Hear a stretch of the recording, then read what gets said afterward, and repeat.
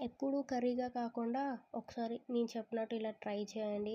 పక్కా మస్తుంటది. Chicken fry లాగే ఉంటది. So, late చేయకుండా రెసిపీలోకి వెళ్ళిపోదాం. ఫస్ట్ క్లీన్ చేసుకున్న చికెన్‌లో ఉప్పు, కారం, పసుపు, ధనియా పౌడర్, జీరా పౌడర్, ఇంకా మిరియాల పౌడర్, కొంచెం గరం మసాలా, కొంచెం ఫ్లేవర్ కోసం కొంచెం కరివేపాకు అండ్ లెమన్ కొంచెం పిండుకోండి. And curd ఏసుకోండి. ఈ చికెన్‌ని మంచిగా కలిపేసుకొని పక్కన పెట్టుకుందాం. ఇప్పుడు బాండీ పెట్టుకొని ఆయిల్ మంచిగా హీట్ అయిన తర్వాత మిర్చి అండ్ ఇంకా కరివేపాకు యాడ్ చేసుకుందాం. ఇవి మంచిగా ఫ్రై అయిన తర్వాత మనం ముందుగానే కట్ చేసుకుని పెట్టుకున్న ఆనియన్స్ వేసుకుందాం అందులోకి. ఈరోజు నేను చాలా హ్యాపీగా ఉన్నా. ఎందుకంటే నాకు 100 సబ్స్క్రైబర్స్ వచ్చారు. 100 సబ్స్క్రైబర్స్కి ఎంత హ్యాపీగా అంటే అదంతే, అదొక హ్యాపీనెస్. మనం ఎంత ఎఫర్ట్స్ పెట్టామా అని చెప్పేసి వీడియోస్లో.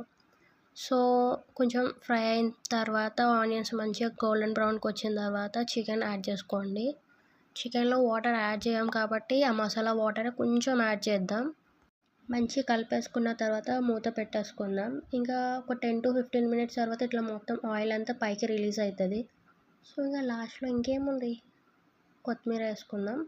ఇంకా అంతే, వేడి వేడి రైస్లో చికెన్ కర్రీ వేసుకొని తినండి. మస్తు ఉంటుంది టేస్ట్. పక్కా ట్రై చేయండి. Okay, subscribe for more videos. Okay, bye guys.